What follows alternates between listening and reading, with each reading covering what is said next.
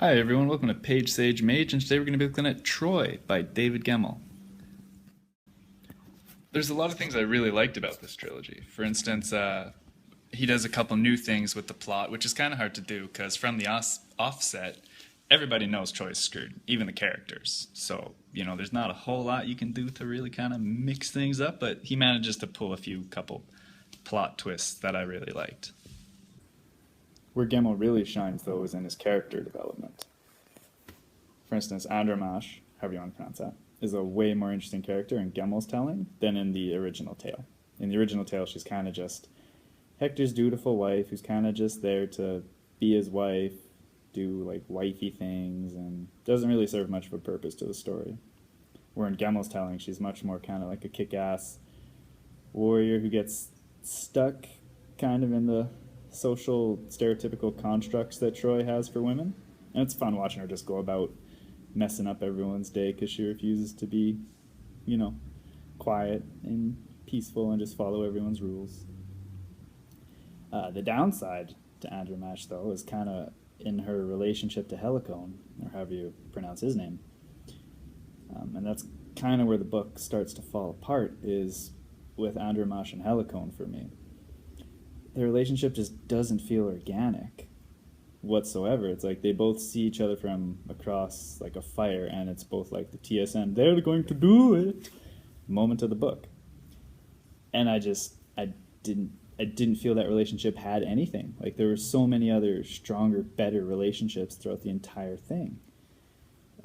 Like even Odysseus and his wife, who you never see in the first book, but you just hear him talk about her and how he draws her face in the sand, and you feel a stronger relationship is there.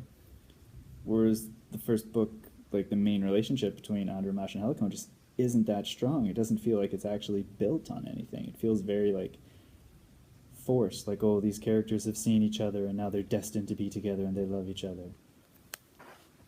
And in the second book, Shield of Thunder, there's a really weird scene, we'll say part, where Helicone's really sick and he's dying, and the healer is like, oh, he's losing the will to live, kind of Star Wars thing. So he recommends to Andromache bring a naked woman to put beside him so that he remembers the good things in life. So Andromache decides to. It's a really weird scene. I don't really know if it's rape or if it's not. Well, I guess technically, if you don't know what to classify it as, it's not a good start. But that's kind of where it seems to go because he's in a weird, delirious state, and she kind of hops on and rides him, and that gives him the will to live again. It's a really, really weird part in the book, and from this, she becomes like pregnant, and a lot more of the plot develops through this part. But it feels so weird and not right, and it kind of sums up their relationship. Well, it doesn't sum up their whole relationship. That's not what I mean so much as every time they're together, it feels very forced and not like right. Whereas where you see other people's relationships in the book, and it just feels organic and like there's something there. Whereas with Andromache and Helicone, it feels very much like, oh, these two characters are going to be put together because drama. Now, having crapped on both Andromache and Helicone, they're not bad characters. When they're apart, they're actually very interesting. It's just when they're together, it sucks. Or when they're lamenting and wanting and thinking about the other, that is just not a fun time for anyone involved. But when they're separate, like Andromache is a really cool character. Helicone is also a cool character. He gets a little close to being a stereotypical like emo does evil because the world is evil archetype, but he's really interesting at the beginning of the book. Then he kind of fades into the stereotype, and then kind of by the end of the book, they start to redeem him. And spoiler alert for this, I really like what was done with Hector and Achilles, and kind of the contrast between the two guys. So Hector's like the hero of Troy. Everybody loves him, and he's the nicest guy. Like he always wins, but he cares about everyone. He knows the name of all his servants and all his men and their wives and their children, and he's this very stand up guy. And this is kind of contrast to Achilles, who's more just not only wants to win, but doesn't really care so much about other people as much.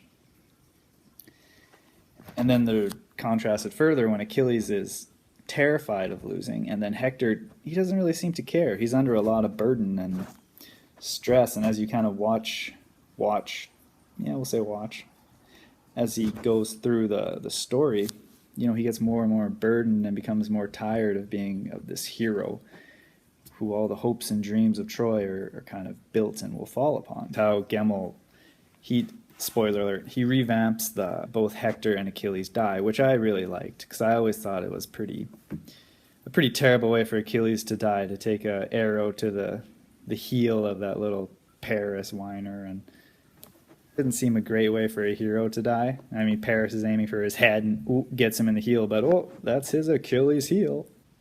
And really, it's the side characters that make this book. I mean, I already talked about Helicone and Andermatt, now they're like the main parts, but they're really not all that good together.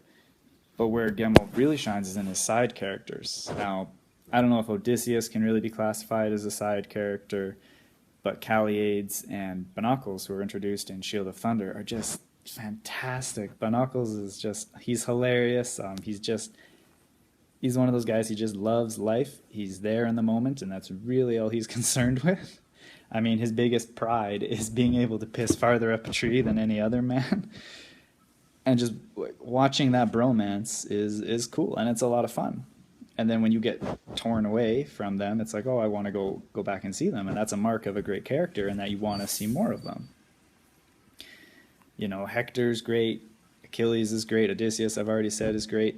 And even getting to see the other kings and how they work, like seeing how Priam's mind works and how Agamemnon's mind works and how this whole thing kind of gets dragged together. And then speaking of side characters, possibly one of the coolest side characters is Gershom. It's